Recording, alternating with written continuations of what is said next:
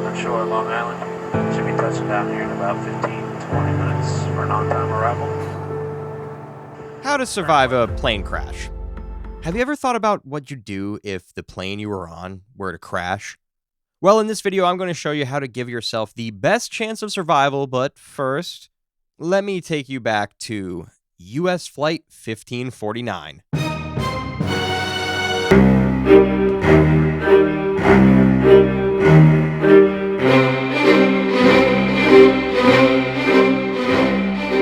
January 15th, 2009, U.S. Airways Flight 1549 takes off from New York. 155 people on board, a normal day just like any other. But then, whack! The plane hits a huge flock of birds. Immediately, both engines fail. Just 4.5 miles northwest of where the journey began. No power, no altitude. The pilots realize they're not making it back. We can't make it back to the airport. We're gonna have to land in the Hudson River. Brace for impact!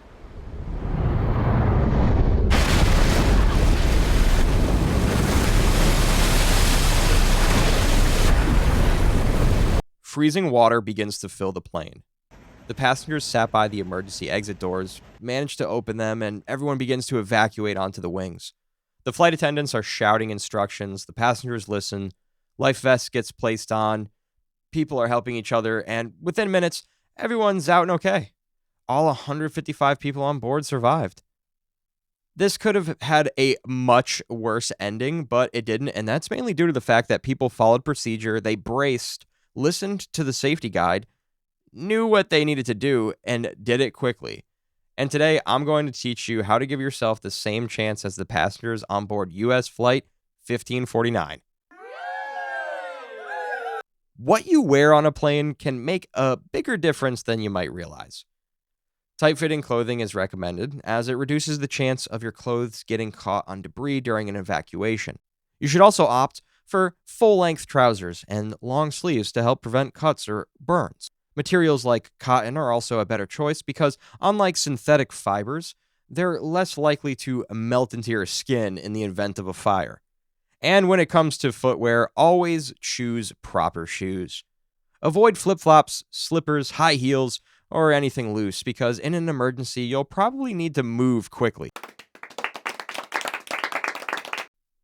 Where you sit can also have an impact. In 2015, Time analyzed data from the past plane crashes and found that passengers seated in the back third of the aircraft had the lowest fatality rates, at around 32%.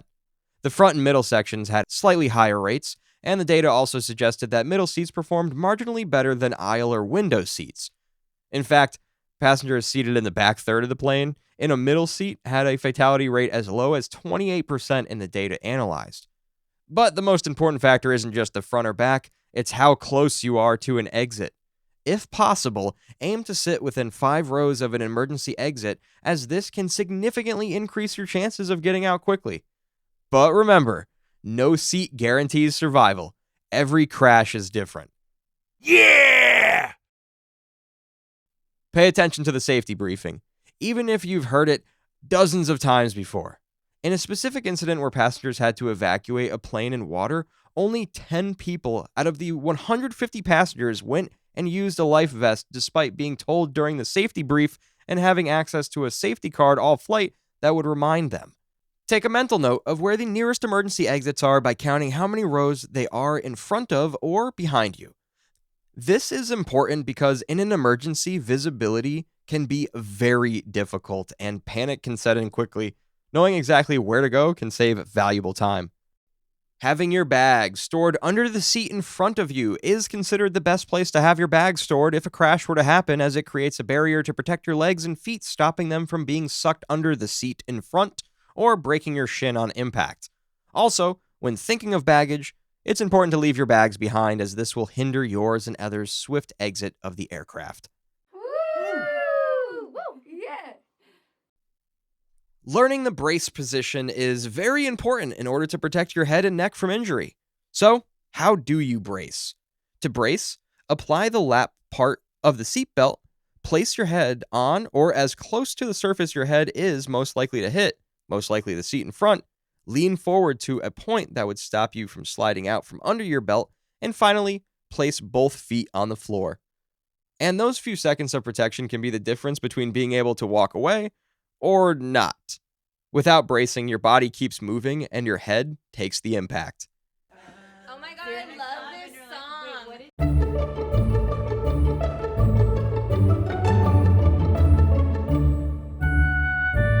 In many survivable crashes, the impact itself isn't the biggest threat. It's what happens afterwards. Fire and smoke are the leading causes of death in aviation accidents. That's why getting out of the aircraft as quickly as possible is critical. You may have as little as 90 seconds to evacuate before conditions become deadly. If an evacuation happens, leave everything behind.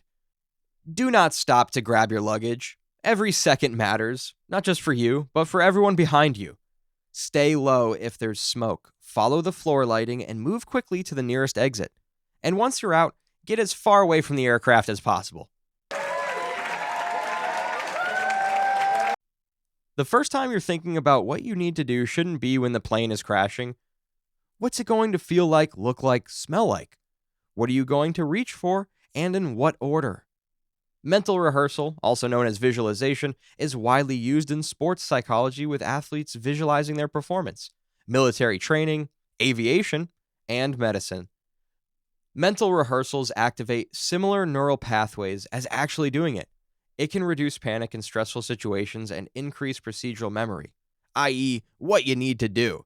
Where could this be useful in terms of a plane crash? Brace position, finding the nearest exit, fitting the oxygen mask, or life vest. In a situation where every second matters, being prepared is what will keep you alive. The idea of this video is not to make you fearful of flying or to make you constantly expect your impending doom. It's to educate and entertain if the worst were to happen.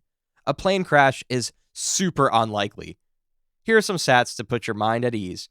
Just a disclaimer, there's a lot of conflicting information, and some sources cite both fatality and crash rates as the same rate, so I've used what seems to be the most accurate information, but feel free to do your own research.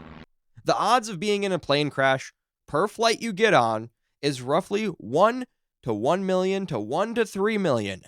However, the odds of you being in a fatal plane crash are 1 to 15 million to 1 to 30 million. When you look at these odds compared to other situations, you'll see that flying is actually quite safe. For example, in your lifetime, you have a 1 in 4,919 chance of dying in a bike accident, a 1 in 15,300 chance of being struck by lightning,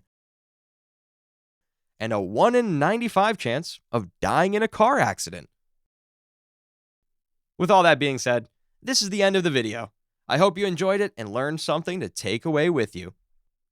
Goodbye.